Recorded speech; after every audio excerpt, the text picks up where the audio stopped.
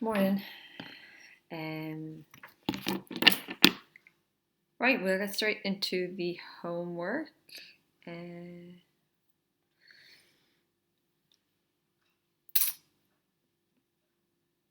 so the question was all about sodium energy. Sorry, I'm just waiting for my iPad to sync here. Okay, an atom of sodium has an atomic number of 11 and a mass number of 23. So they're the numbers of the periodic table. So we have spoken about these recently, so hopefully you remember them. We've done them before anyway.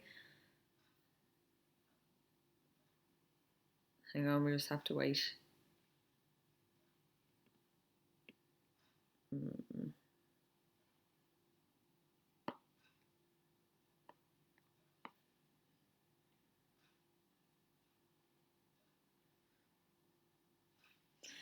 Okay, I might have to try this thing. It will load, it's just going to take a minute.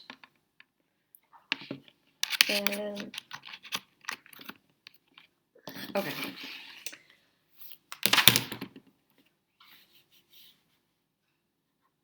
So sodium is 1123. Okay, and then we remember that this means there's 11 protons, and that means there has to be 11 electrons, because the pluses and the minuses, not minus one, sorry, the pluses and the minuses need to cancel each other out. Okay, and then this one is protons plus neutrons. Okay, and we already know there's 11 protons. So 11 protons plus how many neutrons makes 23? And if you just do 23 minus 11, fit in here, 23 minus 11, you get 12 neutrons. Okay, so let's have a look at the question. How many protons? So that's 11. How many neutrons? 12.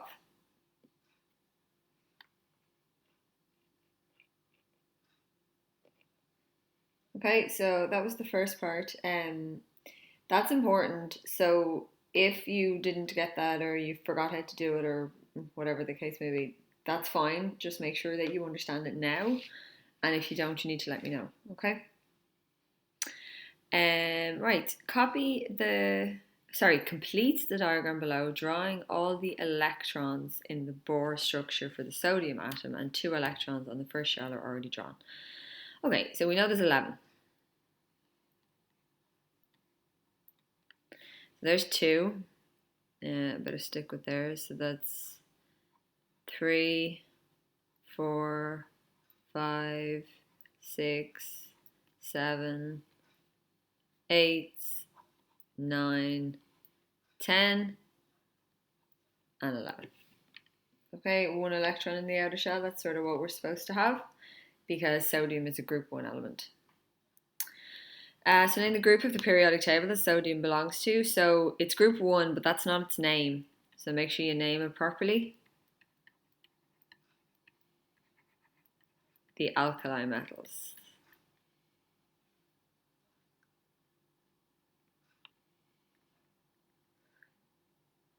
Okay. What type of bond does sodium form with chlorine? We did that bond. This is where sodium gives this electron here away and chlorine takes it. So that means it's an ionic bond. Okay, they don't share, they actually give that electron away. Why is sodium usually stored in a jar of oil as shown in the photograph? That's because it's very reactive with oxygen. Because it's a group 1 element, it really it only has that 1 electron in its outer shell. it's very easy for sodium to make itself stable, as in because it only has to get rid of one electron. That's quite easy. So as a result, it's kind of willing to give it away anywhere it can, and that makes it very reactive. Okay, so reactive with oxygen. When sodium reacts with water, two products are formed. Name the products. So you form sodium. We did this reaction as well. Well, we didn't physically do it yet, but so sodium hydroxide plus hydrogen gas. Oh, can't spell. Hydrogen gas. Okay. So that is the answers to the homework. Okay, so I said today we're going to move on to energy.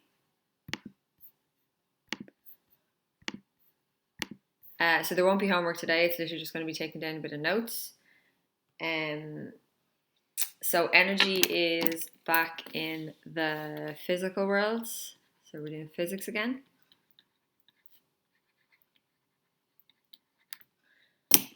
And like I was saying, this is the second last chapter we have to do this year. So we're hoping to fit in ecology as well. It just depends really on how long it takes to get through the experiments. Hopefully no delays with CBAs, things like that. Okay.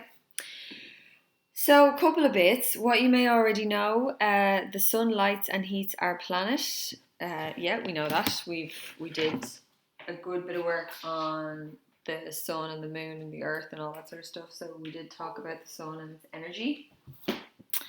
We need energy to do things, for machines to move, and for lights to turn on. So yeah, energy is incredibly important for everything that we do. Down to something as simple as, I don't know,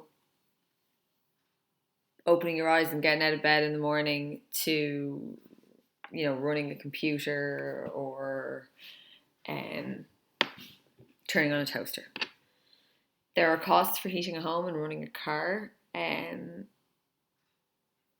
So yeah, that's just it. We pay for our electricity. So when you plug things in, or basically anything that you run, it costs. They count them up in, I think they're called units. So they count up the units and then you pay for your units. Sources of energy. That's what we're going to talk about today. Different types of energy. Okay, there's some you might know. Fossil fuels, so that's your coal, oil, natural gas. They're the ones that are causing a lot of problems because, first of all, they're polluting because they produce carbon dioxide. So that's causing the greenhouse effect. But as well as that, they're running out. And they take millions of years to form. So it's not like we can form them again.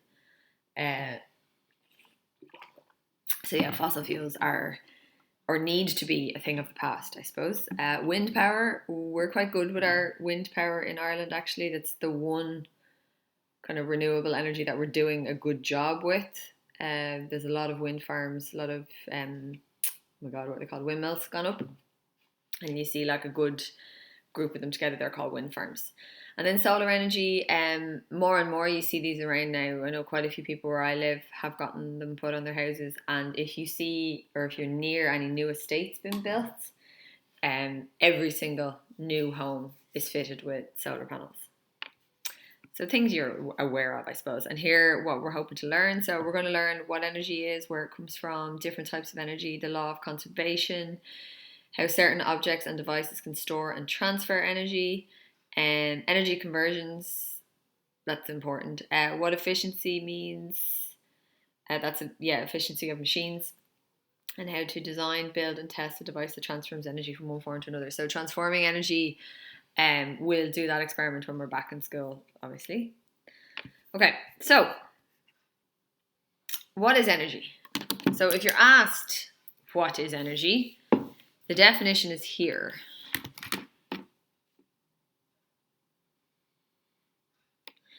Energy is the ability to do work.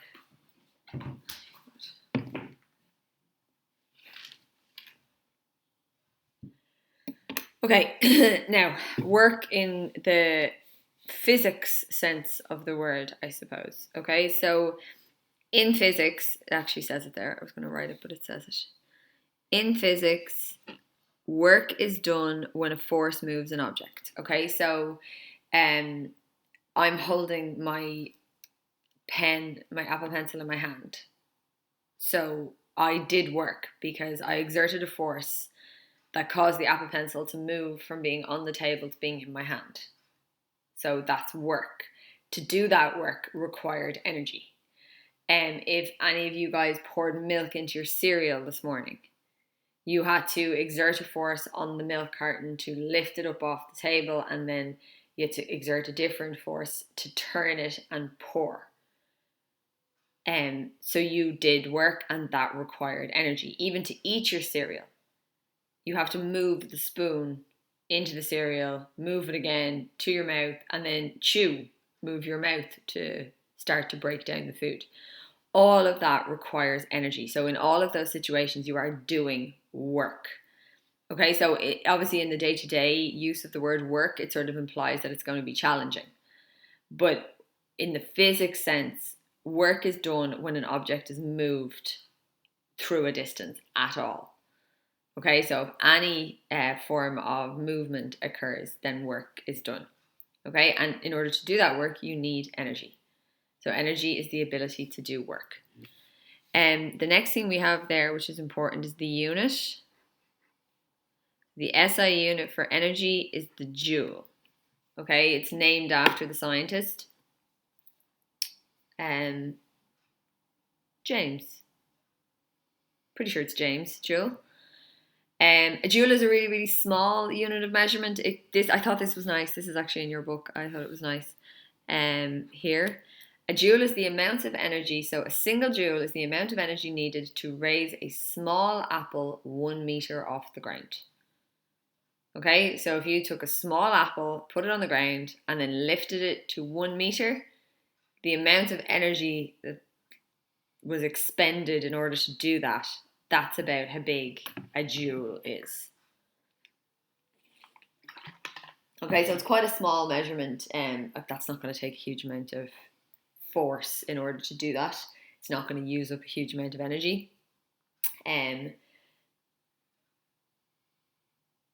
Sorry, still trying to get my iPad to sync properly. So that just gives you an idea of what a joule is. Okay, so here's energy and doing different types of work. So here's a stereo playing music, a light bulb lighting, a cloud with rain coming out of it, and a guy working on a computer. So the fact that energy is being supplied to these things means they can do work. Okay, so stored energy. So it gives you a nice analogy here comparing to money in a bank. So if you have money, somebody gives you money, I don't know, for your birthday or something, and you don't have anything in particular you want to buy, then you might hold on to that money. You might store that money until you see something you want to buy, and then you transfer the money to the person and you get your goods in return. It's the same thing with energy. So when you eat, that energy is stored, and then you, I don't know, walk to school, and then you're using up that energy that you stored from breakfast or from dinner the night before. That's essentially how, within our bodies, how energy works. This is why that explains, I suppose, how people gain weight, because if they eat too much and then that gets stored. So let's say here's a person, and this person has had their breakfast, okay, and this is their breakfast, there you go, sitting in their belly, okay. Then the person goes on, so this is a person walking, okay, and when they walk, they use up this bit of energy and this bit of energy that's stored in their body, but they don't use up the final piece that remains stored there. And if it never gets used up, then that's how people gain weight, because they're basically eating more than they're moving. Okay, so our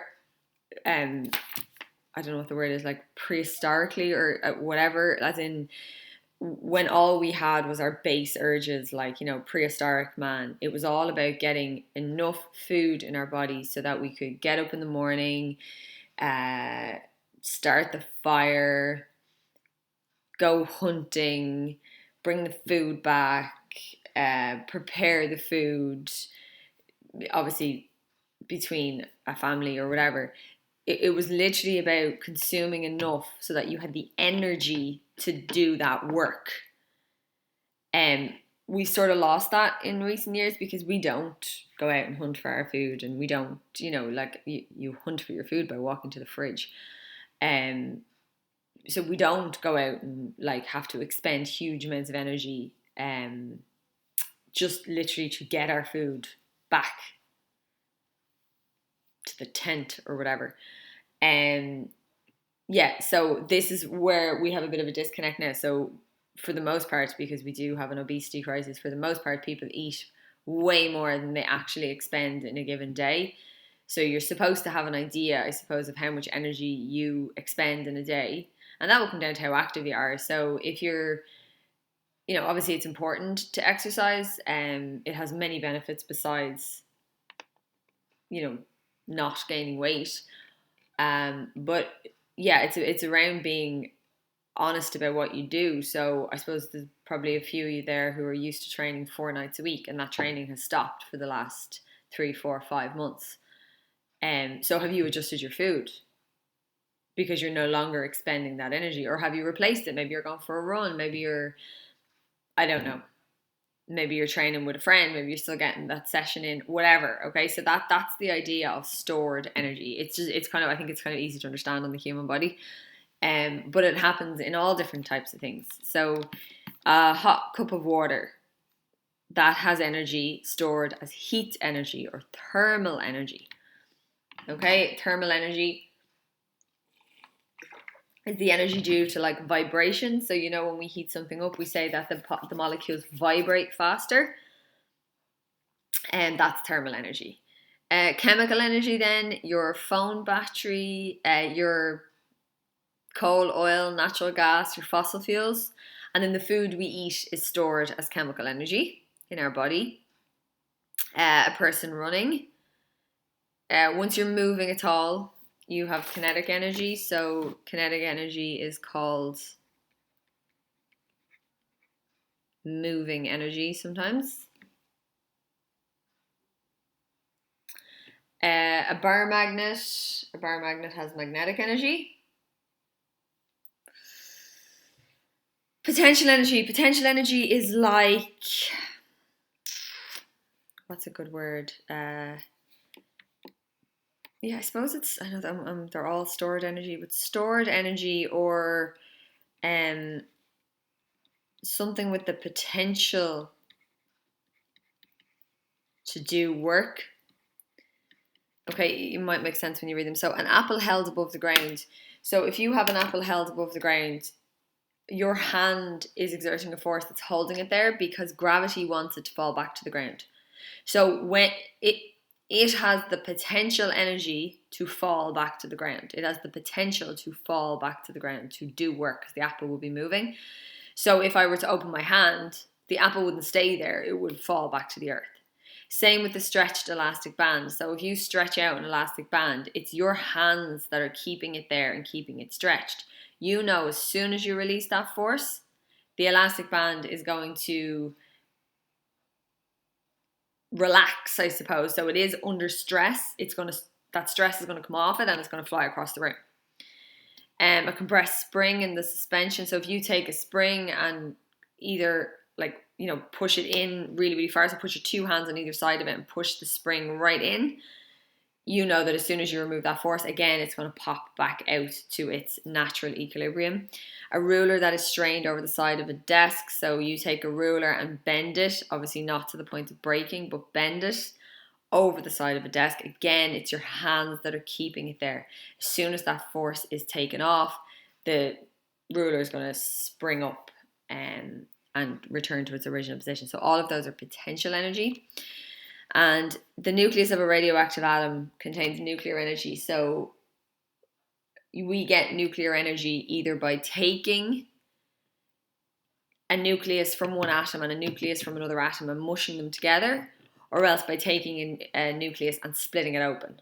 Okay, so it's kind of like changes to the nucleus of an atom releases huge amounts of energy, and that's called nuclear energy. Okay, so that energy is stored there in the atom, and then you just have to kind of go messing with it. So generally you hit it with something, and so it's kind of like the equivalent of, I don't know, hitting a piñata with a stick.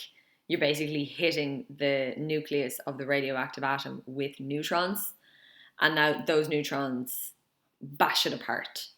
And as soon as it's bashed apart, there's huge amounts of energy being released. Okay, and it's nuclear energy. So the energy types, this is just the same thing again, except what the explanation I just gave.